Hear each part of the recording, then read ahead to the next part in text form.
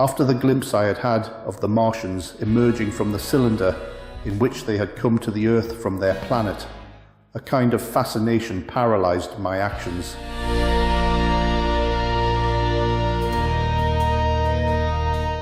I remained standing knee-deep in the heather, staring at the mound that hid them. I was a battleground of fear and curiosity. I did not dare to go back towards the pit, but I felt a passionate longing to peer into it.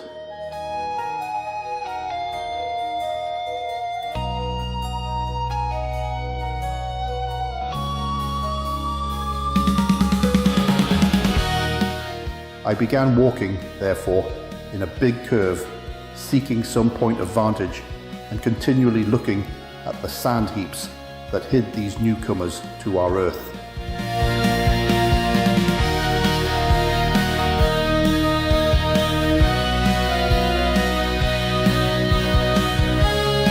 Once a leash of thin black whips, like the arms of an octopus, flashed across the sunset and was immediately withdrawn, and afterwards a thin rod rose up, joint by joint, bearing at its apex a circular disc that spun with a wobbling motion.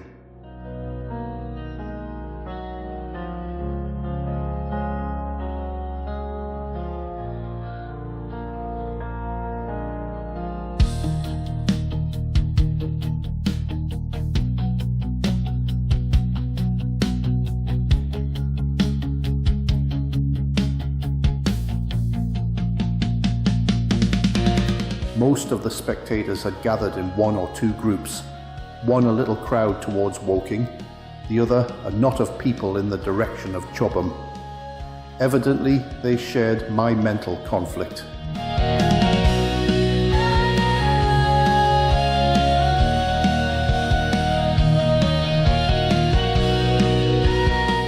There were few near me. One man I approached. He was, I perceived, a neighbour of mine, though I did not know his name, and accosted. But it was scarcely a time for articulate conversation. "What ugly brutes!" he said. "Good God, what ugly brutes!" He repeated this over and over again. "Did you see a man in the pit?" I said, but he made no answer to that. We became silent and stood watching for a time side by side, deriving, I fancy, a certain comfort in one another's company.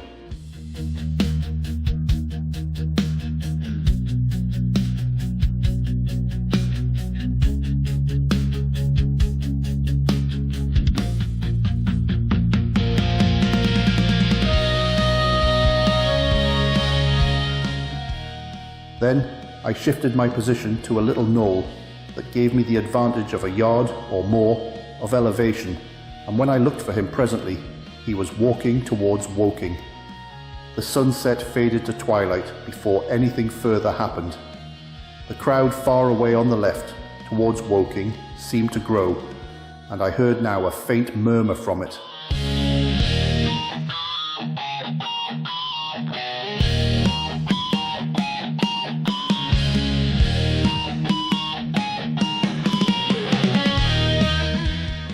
The little knot of people towards Chobham dispersed.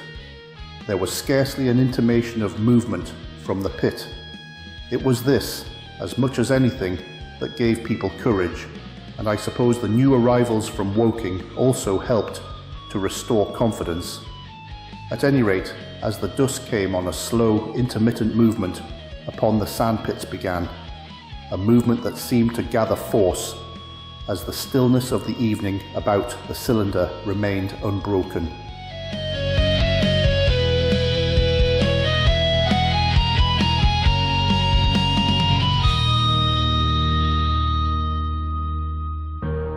Vertical black figures in twos and threes would advance, stop, watch, and advance again, spreading out as they did so in a thin, irregular crescent that promised to enclose the pit in its attenuated horns.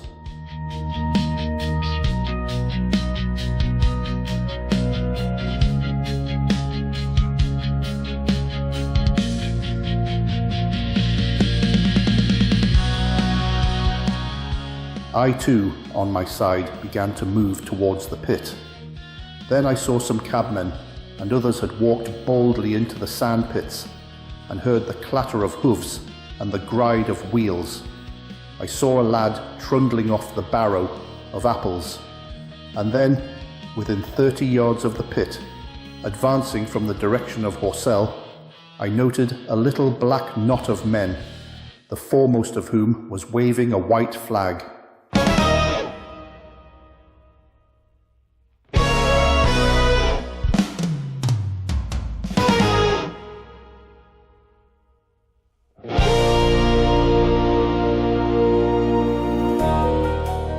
This was the Deputation.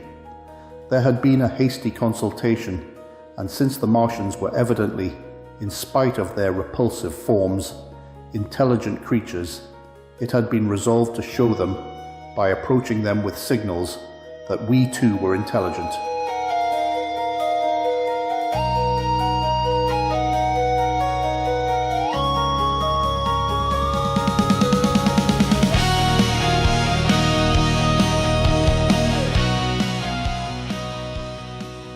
Flutter, flutter, went the flag, first to the right, then to the left. It was too far for me to recognize anyone there, but afterwards I learned that Ogilvy, Stent, and Henderson were with others in this attempt at communication. This little group had in its advance dragged inward, so to speak, the circumference of the now almost complete circle of people, and a number of dim black figures followed it at discreet distances.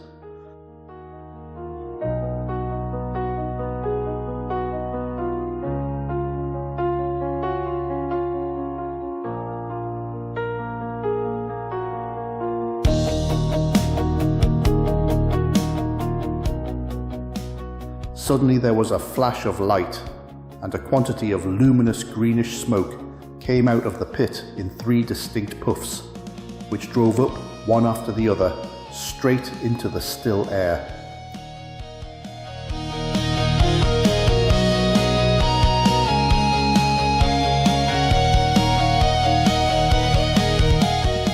This smoke, or flame perhaps, would be the better word for it, was so bright that the deep blue sky overhead and the hazy stretches of brown common towards Chertsey, set with black pine trees, seemed to darken abruptly as these puffs arose, and to remain the darker after their dispersal.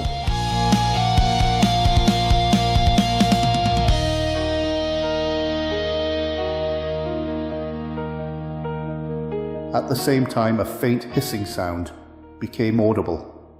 Beyond the pit stood the little wedge of people with the white flag at its apex. Arrested by these phenomena, a little knot of small vertical black shapes upon the black ground.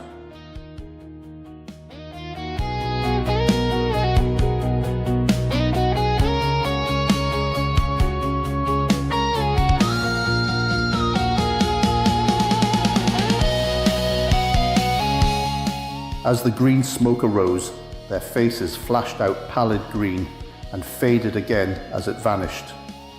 Then slowly the hissing passed into a humming, into a long, loud, droning noise.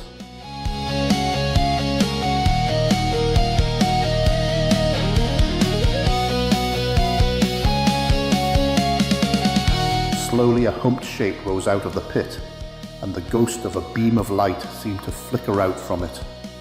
Forthwith flashes of actual flame, a bright glare leaping from one to another, sprang from the scattered group of men. Searing, sizzling, flashing and burning, heat rays whirring, heat rays flashing, heat rays burning, destruction in an instant, destruction in a flash, destruction in a flash.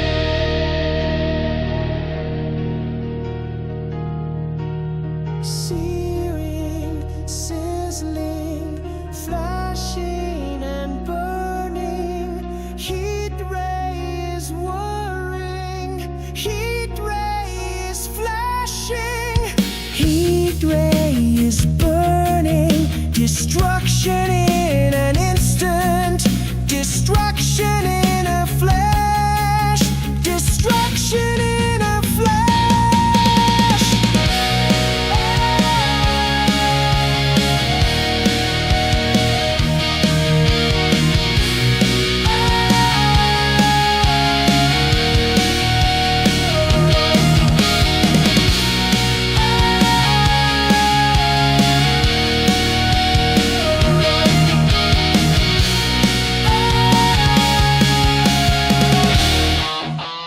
It was as if some invisible jet impinged upon them and flashed into white flame. It was as if each man was suddenly and momentarily turned to fire. Then, by the light of their own destruction, I saw them staggering and falling, and their supporters turning to run. I stood staring, not as yet realizing that this was death, leaping from man to man in that little distant crowd.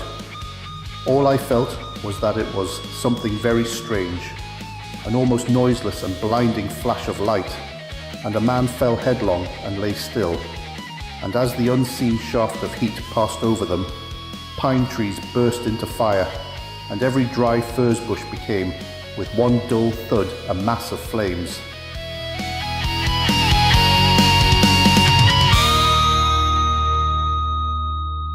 Searing, sizzling, flashing and burning.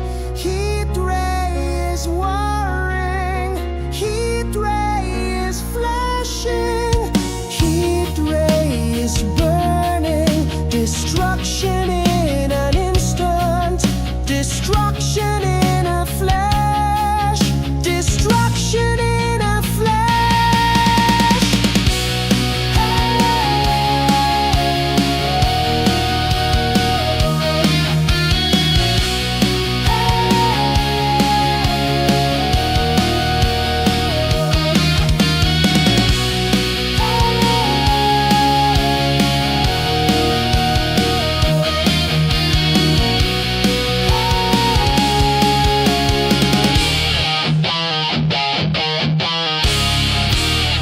And far away towards Naphill, I saw the flashes of trees and hedges and wooden buildings suddenly set alight.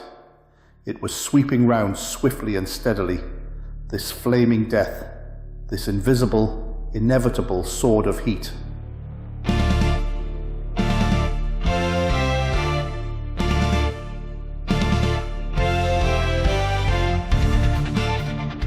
I perceived it coming towards me by the flashing bushes it touched, and was too astounded and stupefied to stir. I heard the crackle of fire in the sandpits and the sudden squeal of a horse that was as suddenly stilled.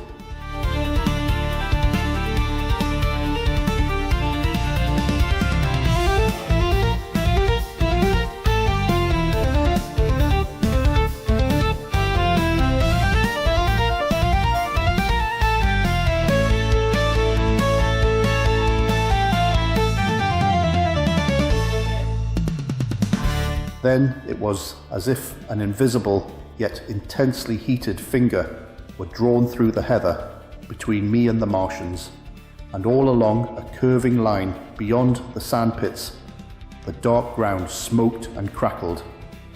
Something fell with a crash far away to the left, where the road from Woking Station opens out on the common. Forth, with the hissing and humming ceased, and the black, dome-like object sank slowly out of sight into the pit. All this had happened with such swiftness that I had stood motionless, dumbfounded and dazzled by the flashes of light.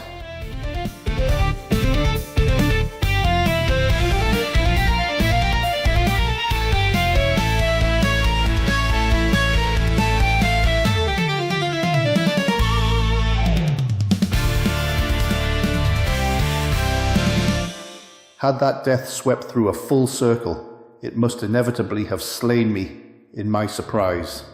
But it passed and spared me, and left the night about me suddenly dark and unfamiliar.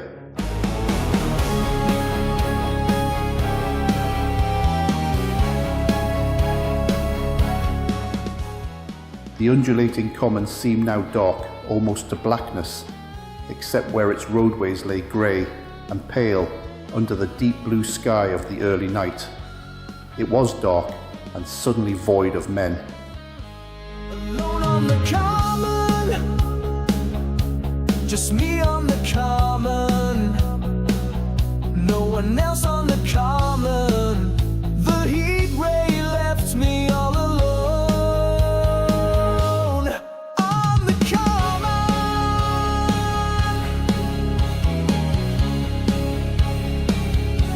alone on the common, just me on the common, no one else on the common. The heat ray left me all alone. On the common. Overhead, the stars were mustering, and in the west, the sky was still a pale, bright, almost greenish blue. The tops of the pine trees and the roofs of Horsell came out sharp and black against the western afterglow.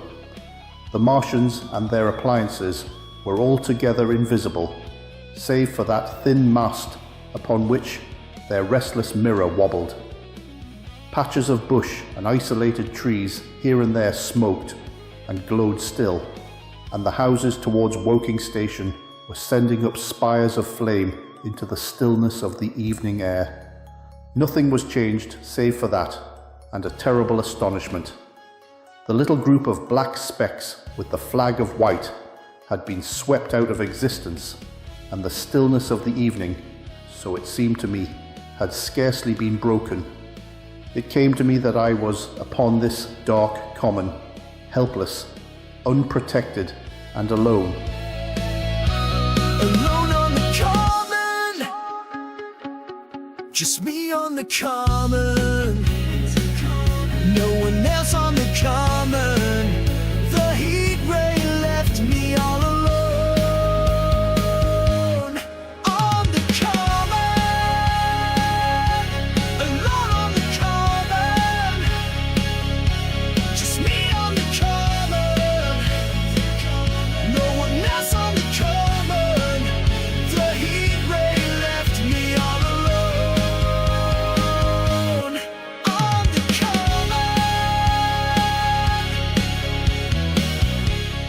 Suddenly, like a thing falling upon me from without, came fear. With an effort I turned and began a stumbling run through the heather. The fear I felt was no rational fear, but a panic terror not only of the Martians, but of the dusk and stillness all about me.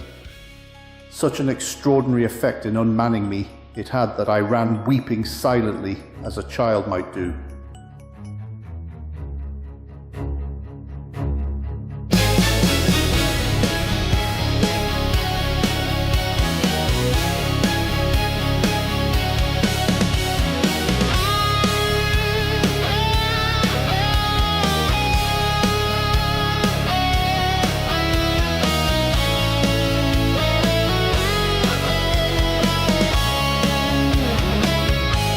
alone on the common, just me on the common, no one else on the common.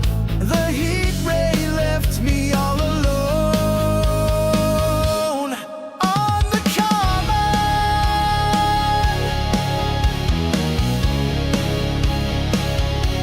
alone on the common,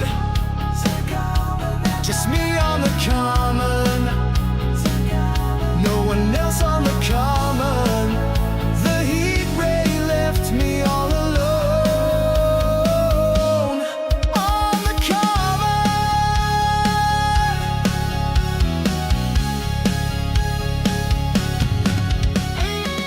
Once I had turned, I did not dare to look back. I remember I felt an extraordinary persuasion that I was being played with, that presently, when I was upon the very verge of safety, this mysterious death, as swift as the passage of light, would leap after me from the pit about the cylinder and strike me down.